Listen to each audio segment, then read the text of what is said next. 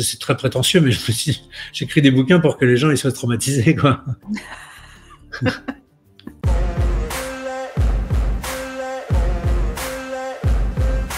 Le commissaire Venturi, donc certains de mes lecteurs ont déjà pu croiser dans des aventures précédentes, a un petit souci personnel puisque sa fille a été enlevée et elle a été enlevée et enterrée vivante. Il ne sait pas par qui, il n'y a pas de demande de rançon, il n'a aucun indice, aucune piste, et pour couronner le tout, il est suspendu puisque comme c'est une grande gueule, bah, on considère qu'il va foutre le bordel. Donc on lui confisque son arme et sa carte de police. Donc il n'a aucun moyen de retrouver d'enquêter sur l'affaire la plus importante de sa vie, sauver sa fille. Et 17h, ça passe très très vite, sauf quand on est enterré vivante, quoi. Donc c'est une course contre la montre. Le titre est, je pense, assez bien trouvé. En tout cas, il correspond vraiment à ce que j'ai voulu donner. C'est un sentiment d'apnée, de vitesse. Il faut que c'est suffocant et il faut que le lecteur lise tout d'un coup, quoi. Lise en une traite. Moi, c'est mon obsession, c'est que les gens s'ennuient pas. Je crois que là, j'ai réussi mon pari. Il y a quand même des moments où on respire pas du tout. Donc, c'est pas pour la vanne, hein. C'est pas pour la vanne, on retient vraiment son souffle. Et donc, quand tu décris ces sensations d'enfermement, on est dedans avec la victime. T'as travaillé comment cet axe? Je me suis enfermé pendant 17 heures dans un caisson. Non, bien sûr que non. C'est l'imagination. J'essaie d'imaginer la pire situation. J'essaie de me projeter, de me dire comment je réagirais moi. On essaie de combattre, on essaie de trouver des solutions, un truc pointu pour s'en sortir. Et puis on se griffe les ongles, et puis on n'y croit plus, on pleure, on est au pire. Je crois que c'est la pire chose qui puisse arriver. Et puis il y a ce paradoxe, c'est qu'on essaie de se battre pour vivre, pour retarder l'échéance de sa mort, et en même temps on veut se soulager parce que c'est une torture. Donc on ne sait pas si combattre pour continuer de vivre, ça vaut le coup. C'est épouvantable. Et puis il y a une dualité du temps. Comme je disais un peu en début d'émission, 17 heures pour retrouver quelqu'un qui est enterré vivant alors qu'on n'a aucun indice, c'est quand même très compliqué. Et 17 heures pour survivre dans un caisson, c'est très très long. Les minutes doivent être interminables. Donc on a une perception du temps qui est vraiment pas la même. Les gens qui nous écoutent pensent à 24 heures chrono. Alors ça date un peu maintenant, ça. Ah oui. Mais ce côté où on est quasi en temps réel par rapport à des livres où tu as un plan et on s'étale sur des semaines, des mois, des années, est-ce que tu l'as imaginé comme un film? Est-ce que tu étais dans les images au moment d'écrire? Ouais, mais toujours un peu, tu sais. Mais on dit souvent mes romans sont visuels parce qu'en fait je décris ce que je vois. Donc j'ai tout de suite la scène, le bureau, le machin, le truc. Je vais pas forcément décrire tout ce que je vois, mais je vais le mettre en scène. Et le lecteur va se faire quand je dis c'est dans un bureau, elle a une fesse posée sur le bureau. Bon, on imagine. Alors après, à quoi ressemble Mentalo, ça chacun se fait sa propre idée. Et c'est pas du tout à moi de l'imposer. Mais par contre, je vais dire que le bureau est grand, qu'il y a 2-3 posters, et puis c'est tout. Donc pour moi, je vois ce que c'est complètement taré ce que je vais dire, hein, mais je visualise, et je ne fais que décrire le fruit de mon imagination. Moi, je t'imaginais dans ton placard, hein, pour faire tes recherches, enfermé dans ton placard, pour te mettre dans la peau des personnages. C'est pas super confort pour écrire. J'aurais pu me dire, bon, voyons, il faut qu'il soit dans une salle de réunion, par exemple. À quoi ressemble la salle de réunion? Puis je réfléchis, je me dis, bon, alors, on va dire que la table est ovale, etc. Bon, c'est pas du tout comme ça. C'est que je me dis, bon, ça va être dans une salle de réunion. La salle de réunion, ça y est, je la vois, je la visualise. Ça va vite. Et puis. En fait, t'es un architecte d'intérieur. Ouais.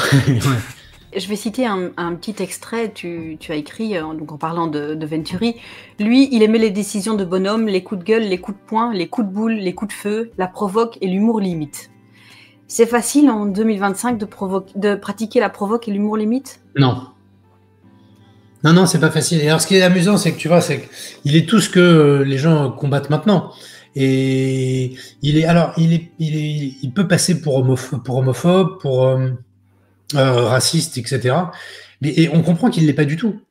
Et c'est un peu le problème qu'ont les gens qui n'ont pas notre éducation, qui n'ont pas évolué en même temps que la société, si tu veux. C'est que ce type-là, il n'y a pas de fond de méchanceté. Et en fait, c'est toute la différence entre l'apparence, la communication et ce que t'es vraiment au fond de toi-même. Et il le dit, moi je me lève à 5 heures du matin pour aller sauver des gens, je sais pas quelle est leur orientation sexuelle, leur race, leur religion, j'en ai rien à foutre, je vais sauver des gens. Et ceux qui me font la leçon sont des gens qui sont tranquillement devant leur télé et qui font rien. Moi je me bouge le cul et je risque une balle pour ces gens-là. Et en fait, on comprend mieux que lui, il prend les gens comme ils sont, avec un vocabulaire dégueulasse, avec une façon de parler, voilà, que Montalo compense, parce qu'il lui dit mais vous pouvez pas parler des gens comme ça, c'est pas possible. Mais il y a un décalage entre la réalité qui est que pour lui tout le monde est pareil, et l'apparence où on voit qu'il est complètement à côté de ses pompes, quoi. Donc je trouve que c'est intéressant, mais pour revenir à ta question du début, enfin au cœur de ta question, c'est pas évident parce qu'il faut que le message soit compris. Alors en général ça va. Moi j'ai jamais eu de mais qu'est-ce que c'est que ce réac Les gens comprennent quand même que ce qu'il est vraiment et que au contraire il a un vrai cœur. Il a vraiment une générosité. Il y a un malentendu entre lui et la société. C'est que il est devenu une légende de la police au moment où la société changeait beaucoup et prenait conscience que on pouvait pas dire tout, on pouvait pas utiliser tous les mots, c'était pas possible. Il y a 20 ans, on avait beaucoup plus de latitude, ce qui n'était pas forcément une bonne chose parce qu'il y a certaines minorités qui étaient touchées et blessées par ce qui pouvait se faire en humour, etc. Donc on a progressé dans ce sens-là. Mais lui, au moment où on progresse, lui, on lui dit ce que vous faites, c'est merveilleux, vous êtes le plus fort. Et après, tout le monde ferme sa gueule parce qu'ils sont au garde à vous devant lui. Donc lui, personne lui a dit faut pas. Personne n'a osé. Et elle lui dit, mais c'est elle qui lui dit, mais vous pouvez pas. Et du coup, il découvre un peu cette finesse, cette subtilité à côté de laquelle il est complètement passé. Mais il n'est pas idiot et encore une fois, il n'y a pas de fond. Il n'y a rien contre les minorités du tout, hein. Je me serais pas permis en plus de faire ça m'aurait pas du tout plu d'avoir un mec réac, je vois pas l'intérêt, quoi. Tu donnes à Venturi une mission un peu impossible, il doit choisir entre sa fonction et son sang, avec toutes les dérives que ça risque de provoquer. Ouais. Tu as joué avec ce billet volontairement, sachant que les lecteurs lui pardonneront probablement tous les débordements qu'il pourrait faire parce que c'est sa fille. Oui. Oui. Si tu veux, je l'ai décrit dans des affaires précédentes où il était déjà un peu border, il était prêt à tout pas prêt à tout, mais prêt à beaucoup de choses et dont certains débordements pour trouver le criminel et sauver des vies. Donc je me dis, si c'est sa fille, il va pas respecter le code pénal. Pour lui, tous les moyens sont bons. Et on le prouve à la fin, où on va pas raconter, mais il est vraiment, il a à quelques heures de la sauver, de sa mort, il a rien, il est complètement à poil encore. Donc c'est terrible parce que les heures passent très vite et lui, il est de plus en plus désespéré et il est vraiment prêt à tout. Oui. Venturi, finalement, il a autant peur de perdre son enfant que de ne plus la comprendre parce que, en enquêtant, il doit aller dans des choses qu'il ne connaît pas forcément. C'est toujours un risque de désenchantement d'aller dans l'intimité de ses proches. Oui, en fait, j'avais la possibilité de faire la petite fille sage, la fille à papa, son père est commissaire de police, donc elle a sa petite jupe et ses chaussures bien cirées. Je me suis dit, on est en 2025, peut-être qu'elle peut avoir une vie un petit peu plus relâchée et justement affronter le père et se foutre un peu de son éducation très très stricte. Donc je me suis dit, c'est plus intéressant peut-être de partir là-dedans sans qu'elle aille dans un délire absolument hallucinant. Mais il y a un petit peu de drogue, il y a un petit peu il y a du sexe et tout, et son père il découvre ça. Donc parce qu'il fouille le passé de sa fille pour essayer de comprendre, d'essayer de trouver une piste, et il se rend compte que c'est pas la petite fille sage qu'il imaginait. Donc oui, il y a un choc.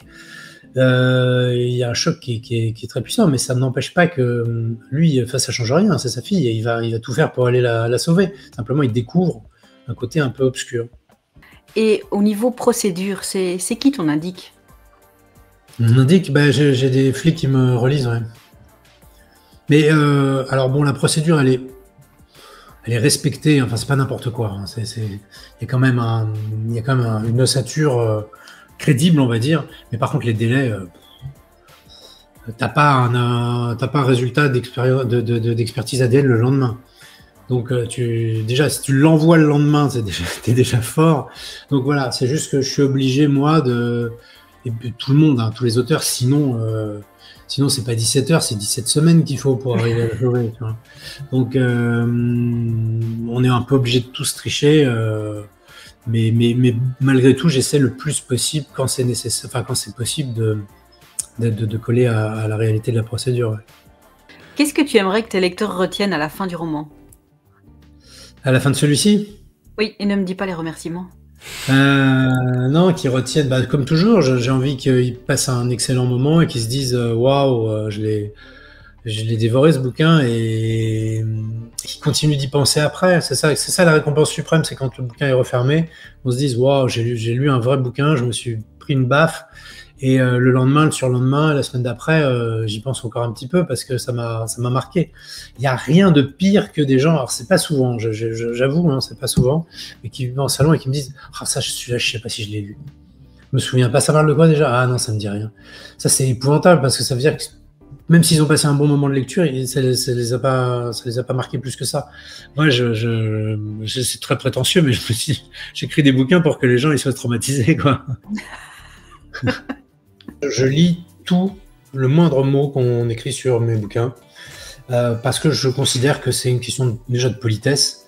Il y a des gens qui prennent beaucoup de temps pour écrire des articles qui sont souvent vachement bien, qui sont, je le dis très clairement, très supérieurs à ce qu'on peut lire dans la presse, dans les pages culturelles de la presse, où on peut se demander s'ils ont lu les bouquins. Il y a tous les jours des passionnés sur Instagram, sur Facebook, sur des blogs, etc., ou sur Babelio, etc., qui écrivent des choses vraiment très intéressantes et qui là aussi mettent de leur enthousiasme quand ils sont passionnés par ce qu'ils ont lu. Moi, je pense que je leur dois ça, et puis ça m'intéresse de savoir ce qu'on dit sur moi. Voilà, donc ça c'est une chose. Donc je vous lis. Il faut me taguer par contre parce que je peux passer à côté. Hein, si je peux pas évidemment tout consulter, mais si vous me taguez, en général je réponds. Maintenant, c'est une autre chose de dire que je vais tenir compte des remarques. Moi, je suis très flatté quand on me dit quand est-ce qu'ils reviennent, Mentalo et Venturi, je les adore, etc. C'est vraiment, sincèrement, je suis très flatté parce que c'est des personnages qui sont dans ma tête et donc que les gens y soient attachés, c'est une vraie récompense. Néanmoins, je peux pas être esclave de ça parce que sinon je vais en faire 14. Et à un moment, comme je disais, je vais faire celui de trop. Et si j'y crois plus, c'est celui de trop. Forcément celui de trop. Donc, je pense qu'on les retrouvera. Je suis assez convaincu qu'on les retrouvera. Mais là, j'ai envie de raconter une autre histoire. En fait, j'avais envie de raconter une autre histoire avec d'autres personnages à la place d'À couper le souffle. Et quand j'ai eu l'idée d'À couper le souffle, j'ai dit, bon, tant pis. Tant pis pour mes convictions. Là, je fonce parce que l'idée, elle est complètement dingue et je savais que ça ferait un bon bouquin. Je savais que j'aurais énormément de plaisir à l'écrire. Je crois que c'est le livre qui était le plus fluide et le plus facile à écrire. Qu'est-ce qui a été le plus inattendu pour toi depuis que tu as commencé à écrire? Tout être édité, avoir des prix, avoir du succès, être adapté au cinéma. Moi, j'en reviens jamais. J'arrive pas. Alors, je suis très ambitieux. J'essaie de tout faire bien et tout. Je pense pas avoir volé ce que j'ai. Mais par contre, souvent, on discute entre auteurs. Ouais, moi, je suis pas content. Il y a ça, ils ont un peu raté tout. Moi, j'essaie de les pousser, de pousser mon éditeur, de pousser pour que ça marche encore plus. Mais à chaque fois, je me dis, mais j'aurais signé pour 10 fois moins que ça, moi. On m'aurait dit, tu vas être édité chez Michel Lafon. Je dirais, ok, c'est bon, ça me va, ça me suffit. Et non, mais tu vas avoir un film aussi, puis tu vas avoir des prix littéraires, puis ça va bien marcher, tu vas pouvoir gagner ta vie grâce à ça. Et tout, en fait, ça s'arrête jamais. Donc, moi, je ne boude pas mon plaisir, je savoure vraiment chaque instant de ce que je suis en train de vivre et je sais à qui je le dois. Je le dois à vous, par exemple. Je le dois évidemment au lecteur. Je suis très reconnaissant. J'ai cette qualité d'être reconnaissant envers les gens qui m'apportent quelque chose. Ce qui est un défaut, hein. Quand on est très ambitieux, il ne faut pas être reconnaissant. Il faut être très ingrat. Mais bon, tant pis, voilà, je suis comme ça. Mais sur la durée, c'est pas mal quand même, hein. Ça nous va très bien, oui. Non, franchement, non. Les gens ingrats et s'en sortent un peu mieux. Les gens un peu putes, quand même, s'en sortent un peu mieux. Mais Tu me Mais disais bon, tout ce qui t'arrive, t'as est-ce même qu'on été doit rester fort, mais c'est pas parrain grave, dans les salons plusieurs fois. Est-ce que t'as peur que ça s'arrête brusquement, de te réveiller? Tu te dis parfois ça, je vais me réveiller. Oui, alors par contre, oui, je me dis ça peut s'arrêter. Il faut que je sois vigilant. Je pense que il y a une partie que tu contrôles pas, comme tout. Tu lances un commerce, un resto, puis d'un seul coup, les gens ils ont plus envie de manger ce que tu prépares. T'as rien fait, ta tambouille elle est toujours aussi bonne, t'es toujours aussi sympa en salle, mais bon, les gens ont décidé de passer à autre chose. Ça peut être le cas avec les romans. Ça peut être le cas parce que je sors un ou deux mauvais romans coup sur coup et les gens se disent bon bah finalement Lebsker il est pas si fort que ça. Il y a mieux ailleurs. Donc moi ma façon d'être tranquille dans mon état d'esprit, c'est de dire je fais du mieux que je peux sans encore une fois me laisser influencer. Je veux que si j'échoue, ça sera à cause de mes choix. Et que je me dise pas ah ouais j'aurais pas dû écouter machin ou machine ou lire telle chronique et tout. Je me suis fait influencer, j'aurais pas dû. Le j'aurais pas dû, c'est horrible. Depuis le début, moi j'écris des bouquins en me disant c'est ça que j'ai envie d'écrire. Si ça doit marcher, ça marchera. Si ça doit pas marcher, j'aurais pas de regret. Parce que j'aurais vraiment fait ce que j'ai envie de faire et j'aurais donné ce que j'ai envie de donner. Donc je continue sur cette lancée-là. Je crois que la sincérité, c'est marrant parce qu'on parle de fiction quand même, c'est une œuvre où rien n'est vrai. Et je pense malgré tout qu'il y a une forme de sincérité. Il faut vouloir raconter une histoire aux gens pour que ça marche. C'est vraiment le préambule. Alors ça, vous allez me dire, bah oui, c'est évident. Mais non, c'est pas évident. Parce que moi-même, je me suis pris au piège. Je vais pas donner de leçons aux autres, puisque moi-même, j'ai failli tomber dans le piège de me dire, qu'est-ce que j'écris pour le prochain? Qu'est-ce que je vais leur raconter? Et c'est là que ça déconne complètement.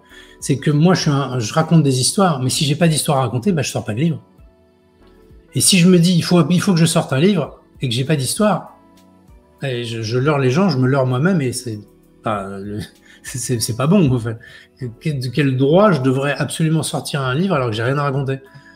C'est l'inverse c'est l'inverse. On a quelque chose à raconter, donc on sort un livre. Et malheureusement, c'est pas le cas de tout le monde. Donc je sais que c'est très tentant parce que j'ai failli tomber dans ce piège-là. Pour prendre l'exemple du dernier, pas à couper le souffle, mais celui sur lequel je suis en train de travailler, je vous parlais de sincérité, j'ai écrit 4 bouquins que j'ai abandonnés au bout de 150-180 pages. C'est beaucoup, hein. Donc je n'y croyais pas. Donc j'ai abandonné et voilà. Et à un moment, je me suis dit bon bah qu'est-ce que je fais? Et je me suis dit j'arrête d'écrire tant que j'ai pas d'idée. Donc je suis conforme à ce que je vous ai dit. Il faut que je sache quoi écrire. Et je mets une semaine comme ça à me laver la tête en me disant bah c'est pas grave, je suis en pause, c'est pas gênant. Et bah, voilà, devant mon écran, boum, ça me vient l'idée dont je vous ai parlé. Et avec la fin, évidemment, tout le truc me vient. Comment ça m'est venu, je sais pas. Je peux pas savoir, c'est venu comme ça. Cédric Cyr me dit, quand on est dans un état presque d'auto-hypnose, il a pas tort. Quand on est en voiture ou en train, souvent, cette espèce de ronronnement, de truc lancinant un peu, ça met dans un état où on peut réfléchir en étant un peu déconnecté de la réalité. J'en suis assez convaincu, mais par contre le déclencher, je sais pas faire. Donc c'est une question qui est légitime, mais à laquelle je peux pas répondre, c'est très frustrant. Et on a le droit de savoir sur quoi tu travailles actuellement? Oui. Du coup je travaille donc sur un one-shot qui devrait s'appeler Le Cercle de Cairn. Je trouve ce titre très énigmatique. Et c'est l'histoire d'un type qui est séparé, divorcé avec sa femme et qui emmène sa fille de 12 ans en une espèce d'escapade, quoi, voilà. Et les relations avec sa fille sont vraiment sympas. C'est le père cool et la nana un petit peu intelligente et vive et très mature, donc il y a une complicité, il s'envoie des vannes et tout, c'est assez rigolo. Et il a un accident en pleine forêt, il y a un mec au milieu de la route en pleine nuit, il a un accident de voiture, il tape un arbre, ils ont rien mais la voiture est pliée, et la gendarmerie arrive, ils lui font contrôle et tout, le mec a pas bu ni s'est drogué, la fille est indemne et tout, il l'emmène au village du coin, sauf qu'il y a 30 habitants, 40 habitants, et ils lui disent, on va vous héberger chez quelqu'un. en attendant que la dépanneuse vienne le lendemain. Lui, il y a le gendarme le lendemain, le gendarme l'emmène au garage. Le garage arrive 3 heures, enfin la dépanneuse arrive 3 heures après. Il y a toujours la voiture, mais il n'y a plus la fille. Et lui, donc la voiture part avec la dépanneuse. Il est tout seul comme un con sans bagnole dans un village de 40 habitants où il y a quelqu'un qui a sa fille. Est-ce qu'aller dans un autre genre littéraire que le thriller, c'est quelque chose que tu envisages? Et donc la renarde, bah, évidemment, enchaîne. Est-ce que tu vas toi aussi aller avec tout le monde en fait dans la dark romance ou pas? C'est un peu la private joke ici qui revient toutes les semaines. Mais... Pour l'argent. Voilà, je vais être très clair, je voulais le faire pour l'argent. Et puis j'en ai parlé très sérieusement chez Michel Lafon, où on m'a pris très au sérieux et où j'ai laissé tomber. Parce que voilà, on parlait de sincérité, il n'y en avait aucune. C'était juste pour parce que ça se vend bien et voilà. Je ne suis pas sûr de pouvoir conduire un projet de 400-450 pages en étant absolument pas sincère. Donc je pense que ça ne verra jamais le jour et je m'en fous un peu. Alors, par contre, j'ai d'autres projets pour lesquels je suis là plus motivé. Je vais sortir en janvier-février chez Michel Lafon un bouquin qui n'est pas un roman, qui va s'appeler Qui vous ment ? Et c'est un essai sur le mensonge, comment détecter le mensonge pour de vrai, pas il s'est gratté le nez donc il ment, donc en fait on ne sait pas quoi en faire parce qu'il s'est gratté le nez, en fait. Parce que ça chatouille. On n'est pas plus avancé. Là, c'est vraiment étudier tout le langage, la façon de construire son argumentation. C'est sur 300 pages, donc c'est quand même un truc assez poussé, assez recherché. Et j'ai été chercher des rapports d'études dans des universités américaines qui n'ont jamais été publiées, même aux États-Unis. Donc je suis tombé sur des trucs, des perles, des trucs énormes. Et puis j'ai interviewé des flics, j'ai interviewé des psychologues, j'ai interviewé des douaniers, des négociateurs du RAID. Donc c'est quand même, je pense, le bouquin le plus abouti sur ce sujet-là, je pense. Ça sortira en janvier-février. Et puis je suis en train de travailler, enfin j'ai rendu chez Michel Lafon aussi un bouquin pour enfants qui s'appelle Le Monstre Glagla, où voilà, il y a un monstre dans la maison et c'est le monstre Glagla avec ses deux bouches qui crachent du froid.